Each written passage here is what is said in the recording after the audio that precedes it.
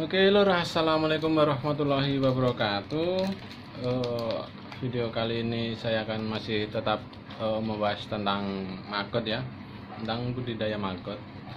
Jadi maggot itu sebetulnya simpel sih dulur. Jadi maggot itu kan eh, berprotein tinggi ya. Jadi dia itu sebagai pakan alternatif untuk pakan ternak kita ya, terutama unggas ataupun bisa juga ke burung, ke ternak lele atau ikan-ikan sejenisnya ya kan. Jadi yang untuk harus kita pahami itu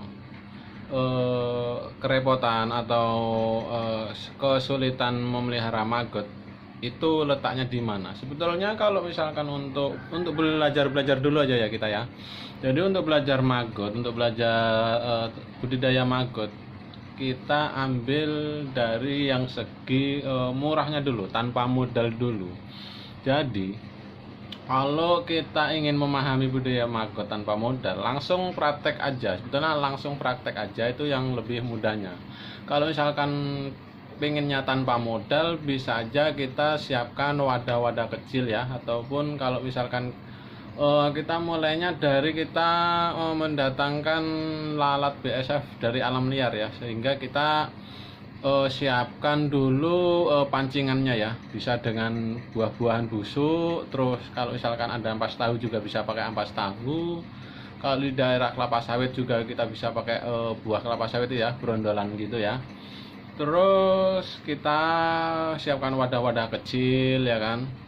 Jadi kalau misalkan kita udah siapkan misalkan kalau kita mau pakai ampas tahu, kita taruh di karung saja, kita taruh di karung, nggak usah ditutup ya, jangan ditutup, kita biarkan saja. Otomatis itu nanti untuk 2 minggu, 3 minggu, bahkan 1 bulan kita lihat pasti udah banyak di situ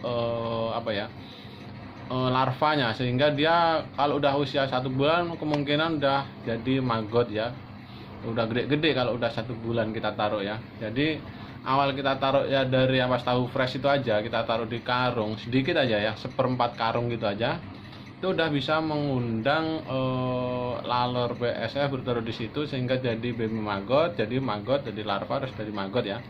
Gitu aja, sesimpel itu sebetulnya. Begitu juga dengan buah-buahan busuk gitu ya.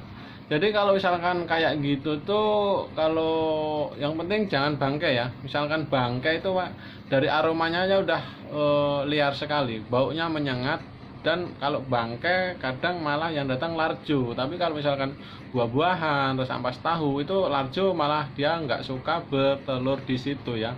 Karena kan maggot ini tempatnya dia rata-rata itu di tempat yang bersih-bersih ya, yang nggak jorok-jorok kayak larjo itu ya. Kalau larjo kan bangkai-bangkai mah kebanyakan larjo gitu ya yang singgah di situ. Jadi kita pakai buah-buahan.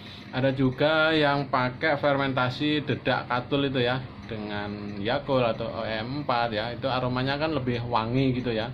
Itu juga bisa. Tapi kalau misalkan tanpa modal ya itu tadi ya. Jadi kalau udah misalkan udah jadi maggot, terus kita kasih pakan terus sampai jadi ke prepupa, sampai jadi pupa, sampai jadi lalat. Nah, kita pahami sedikit demi sedikit ya. Nanti akan muncul berbagai macam masalah pasti ya kan. Salah satunya larva pada kabur kalau misalkan udah di situ nanti kan. Kita udah dapet larvanya, udah dapet telurnya di situ, kita taruh di media pembesaran ataupun baskom atau apa. Kalau misalkan dia itu nanti kebanyakan ya, pasti akan kabur, karena kepadatan pasti akan kabur. Terus kebasahan medianya pun juga bisa bikin kabur. Caranya ya kurangi populasi. Kalau misalkan kabur kebanyakan ya, kita harus kurangi populasi. Kalau misalkan media basah ya, karena kebanyakan pakan juga bisa ya gitu ya. Terus misalkan Anda akan berlatih bersabar memberi pakan ya sesuai porsi. Jadi porsinya itu kalau misalkan kita udah taruh di wadah, ngasih pakannya itu kasih pakan banyak lah biar cepat besar ya. Enggak gitu juga ya. Kita sesuaikan dengan maggotnya itu tadi atau larvanya itu tadi ya. Kalau misalkan banyak kita kasihnya banyak. Kalau misalkan kepadatan ya kita harus pisah lagi. Kalau misalkan pakai baskom itu tadi ya, kita harus pisah lagi gitu ya. Terus Anda akan berlatih berapa sih populasi yang tepat, misalkan pakai ukuran baskom atau kotak gitu ya, persegi 50 karo 50 itu berapa yang harus kita taruh di situ. Itu jadi nanti juga akan tahu dengan sendirinya ya. Yang penting kita langsung praktek aja. Lalu Anda akan jumpai media yang terlalu tebal gitu ya.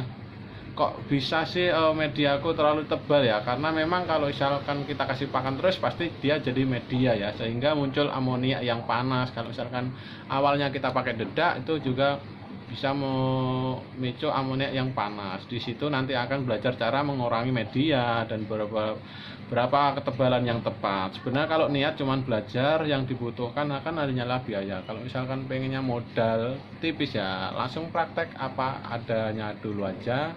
Yang penting kita bisa mengetahui awalnya itu dari mana, atau mending ya itu tadi langsung praktek, langsung terjun ke dunia permagotan gitu ya.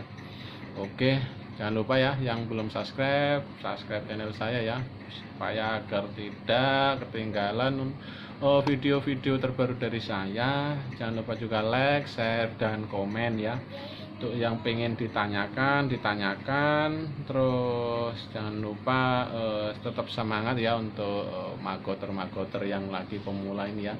Termasuk saya juga masih pemula, belum lama saya terjun di dunia permagotan di skala rumahan ya, untuk ternak sendiri. Jadi di sini saya juga untuk menyemangati saudara-saudara atau sedulur-sedulur semuanya, sehingga ternak magotnya atau budidaya magotnya itu semangat ya. Oke, cukup sekian dulu video dari saya akhiri. Assalamualaikum warahmatullahi wabarakatuh. Ya.